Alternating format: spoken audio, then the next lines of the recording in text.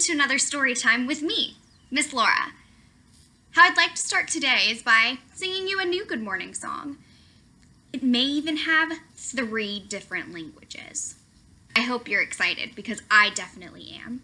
And it goes like this. Hello, good morning, how are you? Hello, good morning, how are you? Think that's something you can do? Awesome. After that, it goes like this. It's time for us to sing a song. It's time for us to play. It's time to sing it loud and proud. It's time for us to say 1, 2, 3, 4. Hello, good morning, how are you? Hello, good morning, how are you? Now here is the next step. Now we're going to sing it in Spanish. Can you count to 4 in Spanish with me? 1, 2, 3, 4. Hola, buenos días, ¿cómo estás? Hola, buenos días, ¿cómo estás? Very good. Hola means hello in Spanish, and buenos días means good morning. Do you think we could add in French? Can I teach you how to count to 4 in French? Great. 1, 2, 3, 4. Sounds a little silly, right? But that's how we count to 4. Let's do it one more time. 1, 2, 3, 4. Very good. So when we sing this hello song in French, it goes like this. Bonjour, bon matin, comment vas-tu? Bonjour, bon matin, comment vas-tu? Think we could put it all together? I think I can. If you just want to sit and listen, that's okay. Here we go. 1, 2, ready, let's sing. Hello, good morning, how are you? Hello, good morning, how are you? It's time for us to sing a song. It's time for us to play. It's time to sing it loud and proud. It's time for us to say Spanish. 1, 2, 3, 4. Hola, buenos días, ¿cómo estás? Hola, buenos días, ¿cómo estás? 1, 2, 3, 4. Bonjour, bon matin, comment vas-tu? Bonjour, bon matin, comment vas-tu? Good morning, everyone. It is a beautiful day today, so I thought that I would record today's story time in my family room. Do you have a family room? You do? In my family room, it's where we come to use our imaginations and go on adventures in our minds together. So that's what today's stories are about. Today's stories are about 2 little boys who go on 2 very different kinds of adventures. You're going to need to use your actor's tools. Remember, that's your body, your voice, and your imagination. When we use those tools, we're going to have to really make sure today to use our faces to show feelings. Do you think you can do that? Let's try it out. Can you show me your saddest face? Very good. Can you show me your happiest face? Oh, beautiful! How about surprised? Awesome. And let's try one more just for fun. Can you show me a grumpy face? Great. Today's first story is called, drumroll please, Where the Wild Things Are. I don't know about you, but this was my favorite story as a little kid. It's one of my favorites to imagine that I'm a part of. Can you do that with me? Are you excited? I am too. Here we go. Where the Wild Things Are.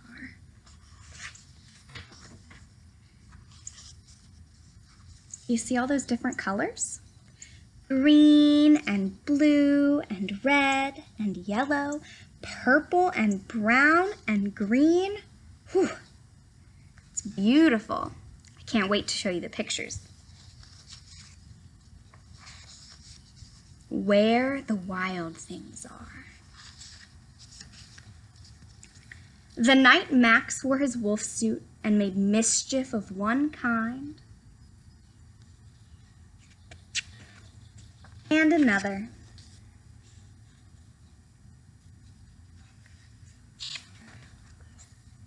His mother called him Wild Thing, and Max said, "I'll eat you up." So he was sent to bed without eating anything. Max is not being very nice to his mommy. I hope he gets nicer. That very night in Max's room, a forest grew. Do you see the trees growing in his bedroom?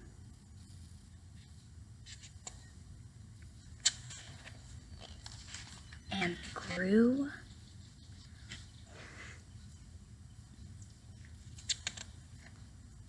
and grew until his ceiling hung with vines and the walls became the world all around.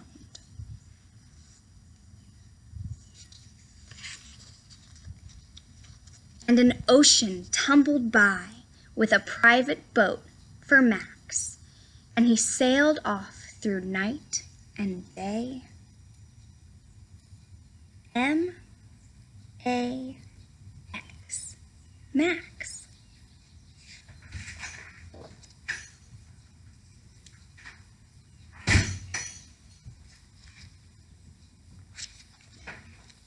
And in and out of weeks and almost over a year to where the wild things are.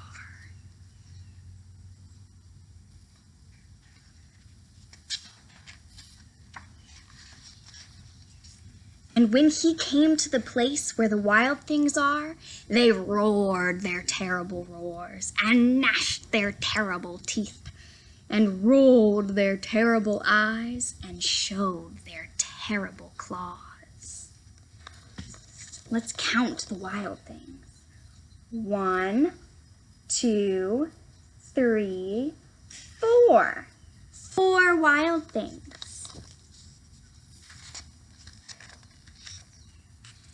Till Max said, "Be still," and he tamed them with a magic trick of staring into all their yellow eyes without blinking once. And they were frightened, and they called him the most wild thing of all.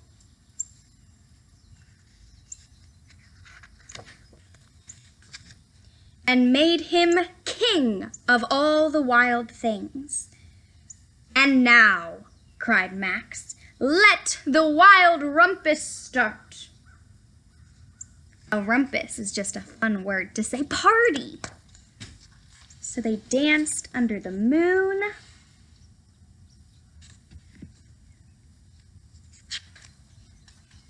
And they hung from trees.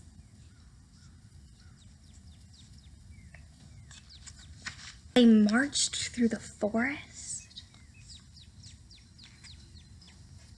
"Now stop," Max said, and he sent all of the wild things off to bed without their supper. And Max, the king of all the wild things, was lonely and wanted to be where someone loved him best of all. Then all around, from far away across the world, he smelled good things to eat. So he gave up being king of where the wild things are.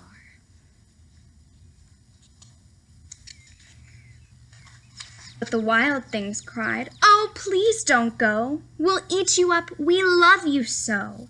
And Max just said, "No." But the wild things roared their terrible roars and gnashed their terrible teeth and rolled their terrible eyes and showed their terrible claws.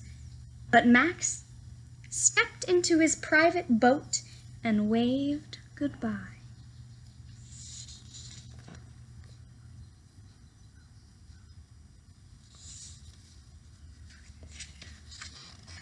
And sailed back over a year and in and out of weeks and through a day.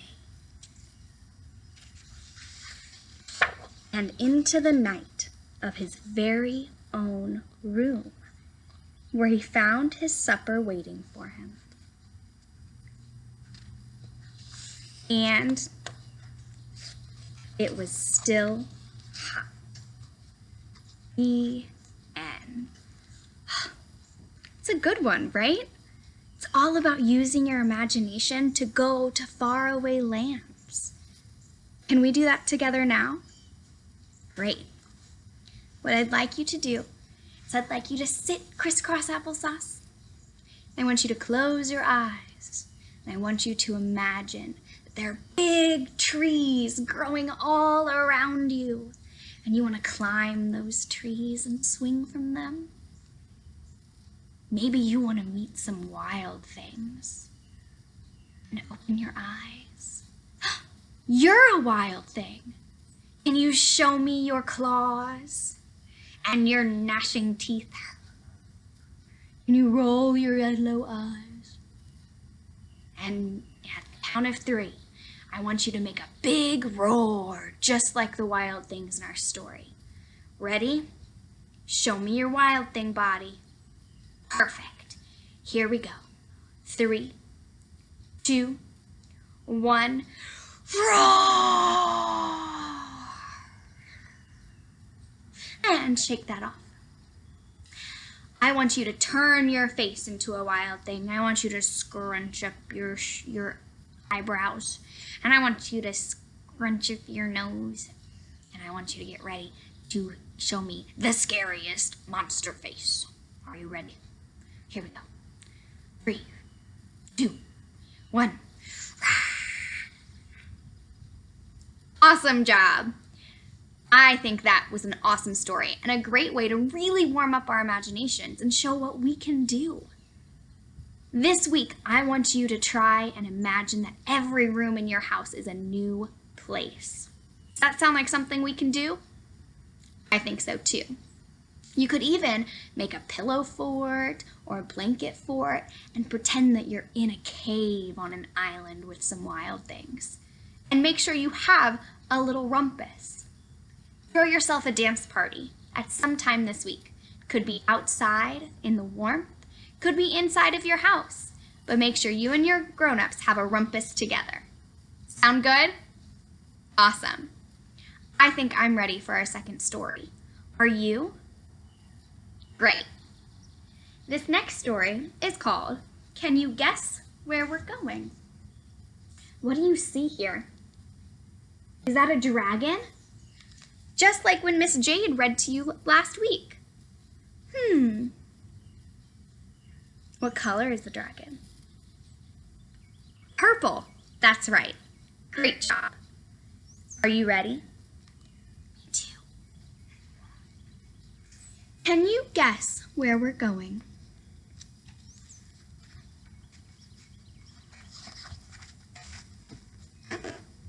Today, I smell adventure in the air, Gramps announced as he helped Jack into the car.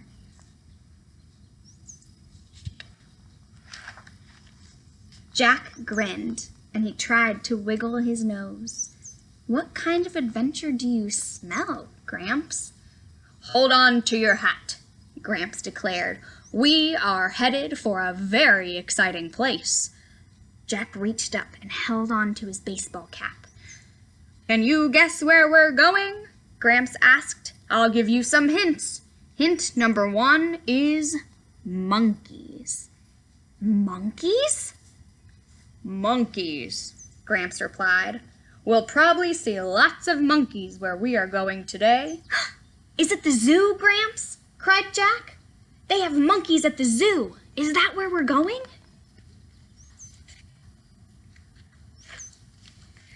We aren't going to the zoo today, but they do have some very sassy monkeys where we are headed. You might even want to bring a few home with you." "In the car?" Jack gasped. "I don't see why not. We've got plenty of room in the back seat," Gramps pointed out. "How silly would it be to put monkeys in your car?" "Can you guess where we're going?" Gramps asked as they drove by some very big trees. Jack looked out his window at all the leafy branches. "Is it the jungle?" he asked. "The jungle is an exciting place, and there are monkeys in the jungle." "Nope," Gramps answered. "We aren't going to the jungle." "Is it the park?" Jack guessed. "There are good hills in the park, Gramps, and the monkeys could run up and down the hills and play on the merry-go-round."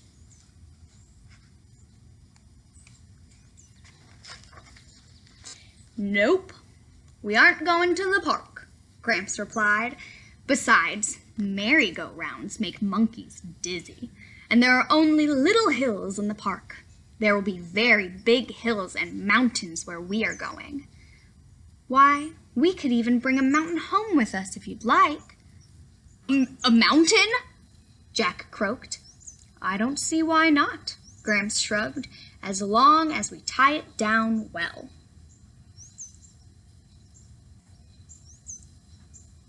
This grandpa seems very silly. "Can you guess where we're going?" asked Gramps, and Jack shook his head no. "Okay," Gramps whispered mysteriously. "Here comes another hint. We're sure to see some knights in shining armor where we're headed today." Jack's mouth dropped open in surprise. "Is it the museum, Gramps?" he asked. "Are we going to see armor at the museum?" "Not today," Gramps said. "We aren't going to the museum today, but we can probably find a knight and some fine castles where we are going. Do you know who likes to hang around knights and castles? Do you?" "Dragons?" Jack whispered. "Will there be a dragon?" "I'm almost certain of it," replied Gramps. "It might even be the biggest dragon either of us will ever see." You're not thinking of taking him home with us, are you, Gramps?" asked Jack in a little voice.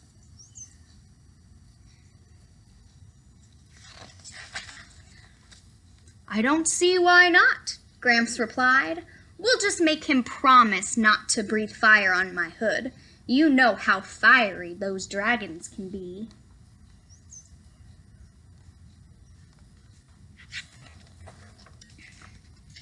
"Are you having a hard time guessing?" asked Gramps, and Jack nodded his head yes. He thought about the monkeys, mountains, and dragon. He wondered where he could find them all together.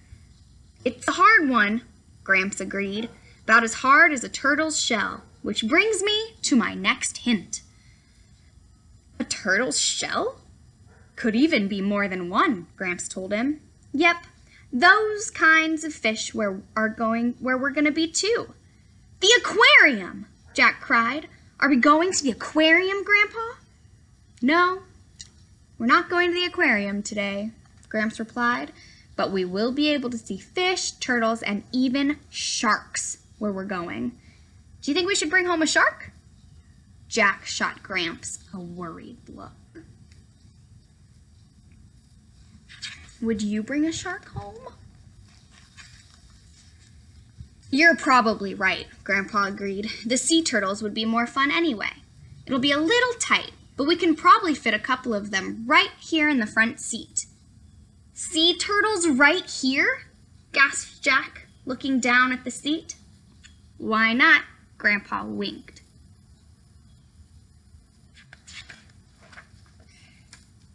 Sorry.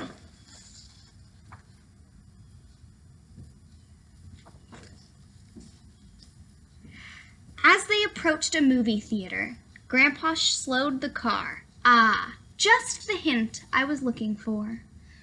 Are we going to the movies, Grandpa? Is that where we're going? Asked Jack. No, the theater doesn't open until much later, Gramps replied, and his face suddenly brightened as he pointed to the big poster hanging in the theater's window. Jack looked up to see a ferocious, sharp-toothed T-Rex staring down at them. We're sure to be seeing the likes of him once we get to where we're going, whispered Grandpa. A T-Rex? Jack gulped as he peered up at the dinosaur's pointy, sharp teeth. Gramps nodded his head. There will be lots of dinosaurs where we're going, and Jack slid down in his seat to hide.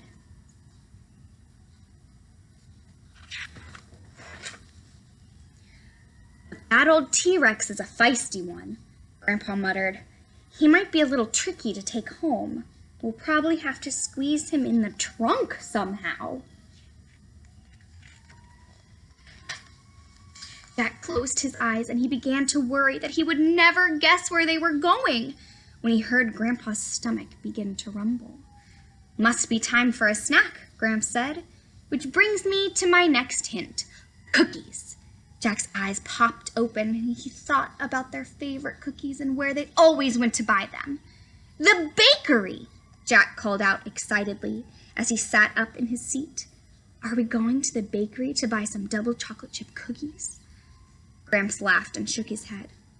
We aren't going to the bakery today. Have you ever seen a T-Rex in a bakery?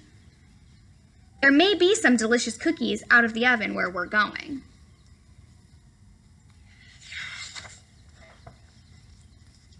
Here we are at last, Gramps announced as they pulled into the parking lot. Together, the two went up the stone steps and into the big white building, and when they came out, their arms were full of books. Where do you think they went? As they got back into the car, Grandpa turned to Jack.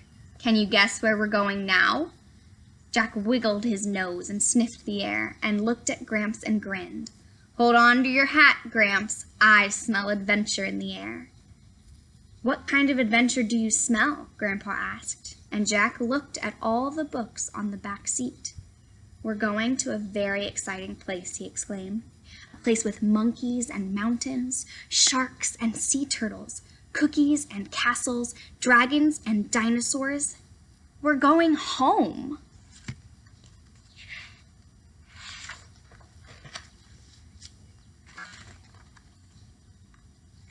What a great use of their imagination. They used books just like us to go on massive adventures in their imaginations. I hope today and this week that you use your imagination every day to travel to far-off lands. Maybe you go to the beach, or space, or the mountains, or the jungle, or in a time where there are dragons and knights and princesses. What a great story time today, you guys. I'm really glad that we spent this time together. Join me again soon for more stories, songs, and maybe even some games. Can we sing goodbye now? Great. Sing with me. Goodbye, friends. Goodbye, friends. Goodbye, friends. I'm so glad that you're here. Can't wait to see you again soon. Bye. Hey grown-ups, Miss Laura here. Just wanted to give you a reminder to make sure that you subscribe down below to make sure that you get notified every time we post a new video. We've got story times, crafts, and some more classes coming up in the future. And if you're so inclined, go ahead and follow the link below in the description to check out our donation page. I hope that you and your little one have a super fun, adventurous time this week. And if you need anything, please feel free to email me at education@artsonthehorizon.org. Thank you.